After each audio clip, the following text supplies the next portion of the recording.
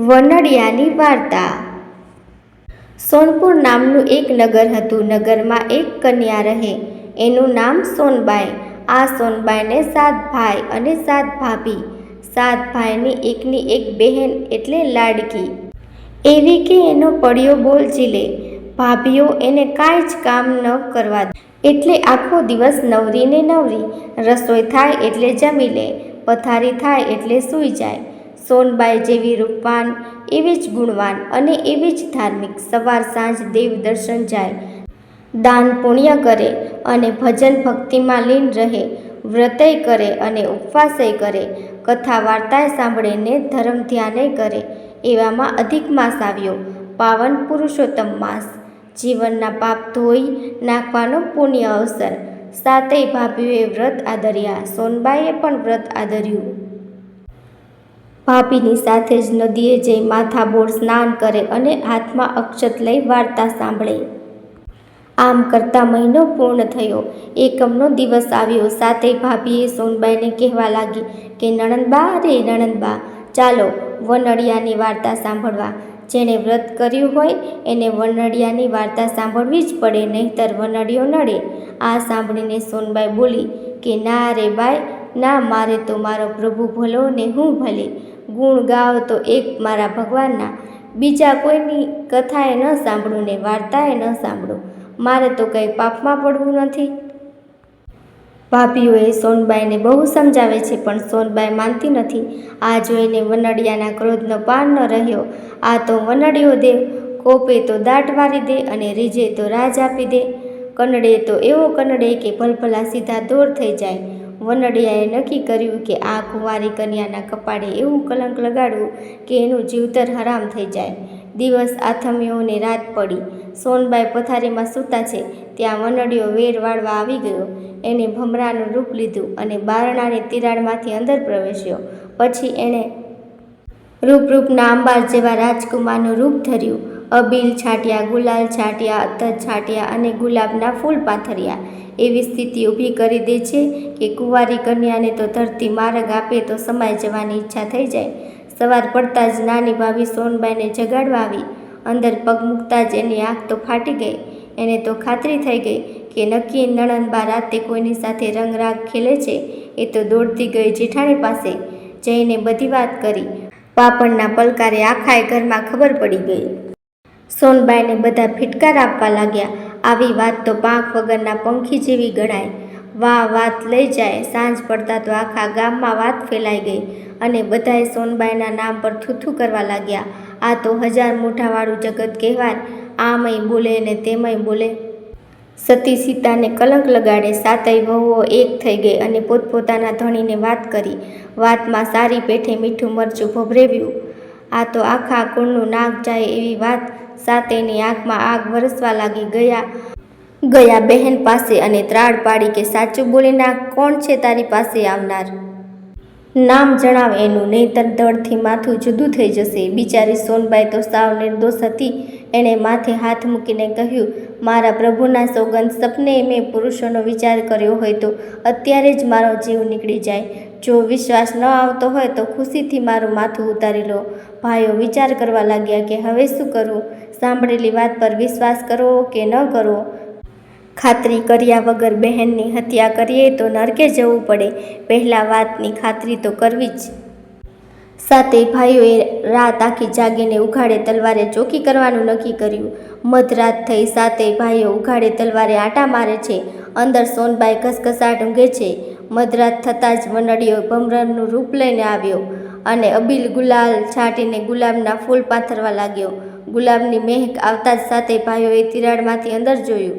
રૂપાળા રાજકુંવરને જોતાં જ પાટું મારીને બારણું તોડી નાખ્યું અને વનડિયા સામે તલવાર ઉગામીને પૂછવા લાગ્યા કે કોણ છે તું?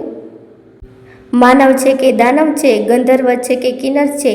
યક્ષ છે કે દેવ છે? જલ્દી બોલ, નહીંતર તલવારના એક ઘાયથી માથું જુદું થઈ જશે। આ સાંભળીને વનડિયો હસીને બોલ્યો કે મારું નામ વનડિયો દેવ, શસ્ત્ર મને મારી ન શકે, શાસ્ત્રો મારો વાળ વાંકો ન કરી શકે। રીઝું તો રાજ આપું અને ખીજાવ તો ખેદાન મેદાન કરી નાખું। તમારી બહેને મારી વાર્તા સાંભળવાની ના પાડી એટલે વેર વાળવા આવ્યો છું. આ સાંભળીને સાતેય ભાઈઓ ઠંડાગાર થઈ ગયા અને વિનયથી પૂછવા લાગ્યા કે હે દેવ, શું ઉપાય કરીએ તો તમે પ્રસન્ન થાવ? ત્યારે વનડિયો બોલ્યો કે એક ઉપાય છે. જો સોનબાઈ વાડને પાડું, પાડને પૂરી, લહેરને લાડુ અને રંકને રોટલો આપ્યા પછી ભક્તિભારપૂર્વક મારી વાર્તા સાંભળે તો અવશ્ય દોષમુક્ત થાય. હે વનડિયા દેવ, અમારી બેન તમે કહેશો એ પ્રમાણે જરૂર કરશે, પણ એના કપાળે જે કલંક લાગ્યું છે એ કેમ કરીને દૂર થાય? ગામના મોઢે ગરણું કઈ રીતે બાંધવું? એનોય ઉપાય છે. વનડિયો બોલ્યો, નગરના રાજાએ કુળદેવીનું શિખરબદ્ધ મંદિર બનાવડાવ્યું છે. એના પર સુવર્ણ કળશ ચડાવવાનો છે. આ કળશ સતી સ્ત્રી વગર કોઈ ચડાવી ન શકે. રાજા ઢંઢેરો પીટાવીને સતીને બોલાવશે ત્યારે સોનબાઈને મોકલજો. સોનબાઈ કળશ ચડાવશે એટલે તેના સતનું આખા ગામને પ્રમાણ મળી જશે. સત્યનું તેજ ઝળહળશે અને કલંકની કાલીમાં દૂર થશે. સાતેય ભાઈઓએ વનડિયાને મસ્તક નમાવી પ્રણામ કર્યા.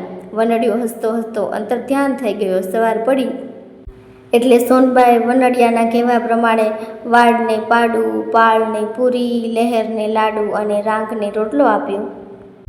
પછી અત્યંત ભક્તિભાવથી વનડિયાની વાર્તા સાંભળી.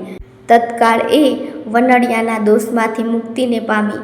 આ બાજુ મંદિરનું કાર્ય પૂર્ણ થતાં રાજાએ રાજ જ્યોતિષને તેડાવ્યો અને પૂછવા લાગ્યા કે હે મહારાજ, મંદિરનો કળશ ચડાવવાનો છે તો એ માટે શું કરવું? એ કૃપા કરીને કહો.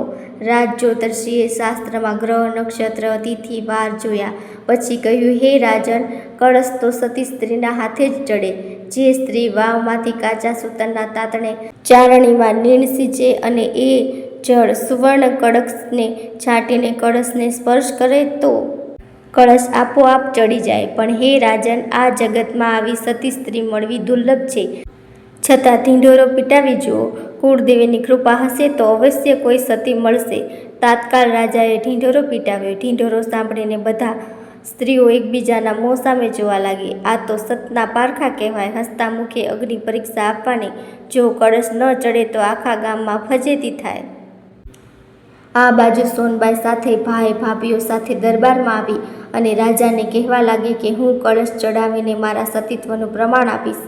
એની વાત સાંભળીને દરબારીઓ ખડખડાટ હસવા લાગ્યા, પણ સોનબાઈ દ્રઢ રહી. બીજે દિવસે સોનબાઈનો ફજેતો અને તમાશો જોવા આખું નગર ભેગું થયું. બધા તાળી દઈ દઈને વાતો કરતા હતા કે આજ સોનબાઈના સતીત્વની પોલ ખુલ્લી થશે, એનો ફજેતો થશે. સોનબાઈએ પ્રભુનું સ્મરણ કર્યું અને વનડિયા દેવનું નામ લઈ ચારણી સાથે કાચા સૂતરનો દોરો બાંધીને વાવમાં નાખી અને નીર સિંચવા લાગી. જોનાર તો અવાક થઈ ગયા. બધાની આંખો ફાટી ગઈ. સોનબાઈના સતીત્વનો જય જયકાર થવા લાગ્યો. સોનબાઈએ ચારણીમાં જળ લઈ કળશ પર છાંટ્યું અને જમણા હાથ વડે સ્પર્શ કર્યો. તાત્કાળ કળશ સડસડાટ કરતો શિખર પર ચડી ગયો. આખું નગર સોનબાઈના ગુણગાન ગાવા લાગ્યું. સત્યનો જય જયકાર થવા લાગ્યો. સોનબાઈ સાતેય ભાભીઓ સાથે મળીને ગાવા લાગી.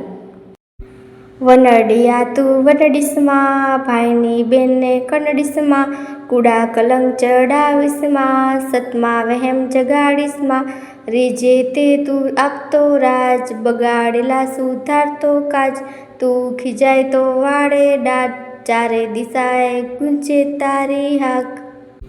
તારો વાસ પ્રભુની પાસ, અમે તારા ચરણોના દાસ, પુણ્ય ફળ્યા ને પાતક તળ્યા, પુરુષોત્તમ પ્રભુ આવી મળ્યા. હે વનડિયા દેવ, તમે જેવા સોનબાઈને ફળ્યા એવા તમારી વાર્તા સાંભળનાર સૌને ફળજો. જય વનડિયા દેવ.